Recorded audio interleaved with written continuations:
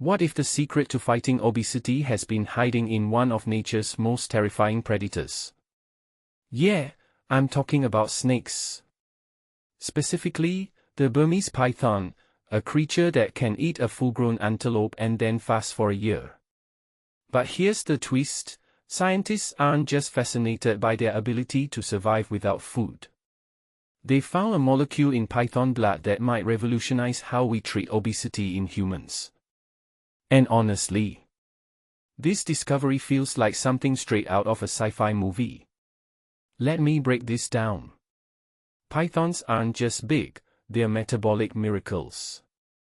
After eating a meal that's practically their own body weight, their heart swells by 25%, their metabolism cranks up 4,000 times faster, and somehow, they don't just survive, they thrive. Meanwhile, humans struggle to fast for 16 hours without Googling, "Is ketosis real?" So why does this matter? Because in those extreme adaptations, there's a blueprint for manipulating our own biology. And that's where pTOS comes in, a molecule that spikes in python blood after feeding. Personally, I think it's wild that a single compound could hold a key to appetite suppression, but here we are. Now, here's where the story gets personal.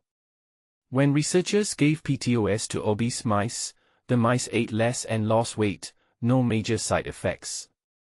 That's huge. But what's even more fascinating? Unlike Wegovy or Ozempic, which make your stomach empty slower, and often cause nausea, pTOS targets the brain's hypothalamus. It's not about tricking the gut, it's about rewiring the mind's hunger signals. From my perspective, this isn't just a tweak to existing drugs, it's a completely different approach. And that raises a deeper question: have we been attacking obesity from the wrong angle all along? But wait, here's a detail that blew my mind. pTOS isn't just in snakes. It's already in humans, floating around in our urine. Which means it's not some alien chemical. Scientists argue that because it's naturally occurring, it might be safer than synthetic drugs.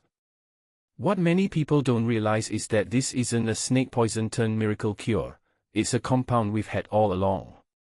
Evolution just took a detour through the reptile kingdom to show us what it can do. That said, I'm not rushing to inject python blood into my coffee. Let's remember, mice aren't humans. But this does open the door to exploring our own metabolites in ways we never considered. Let's zoom out. This research is a reminder that nature's extremes hold answers we haven't even thought to ask. Pythons evolved to survive in feast or famine conditions, and now their genetic hacks might solve a modern human crisis. But here's the irony: we're talking about obesity in a world where food is everywhere. If a snake's gut bacteria can teach us to regulate appetite, what else are we missing? Maybe the key to our problems isn't in a lab-engineered molecule, but in the wild, weird corners of biology we've dismissed as irrelevant. After all, who'd have guessed that the most promising obesity drug in decades could come from an animal that hasn't eaten in 6 months? So here's my closing thought: next time you hear about snake oil in the context of medicine, don't roll your eyes. Sometimes, the real breakthroughs come from the most unlikely places. And if you're someone who's skeptical about animal research, maybe reconsider. Because in the case of pTOS, it's not just about snakes, it's about how studying extremes can redefine what's possible for all of us. What do you think?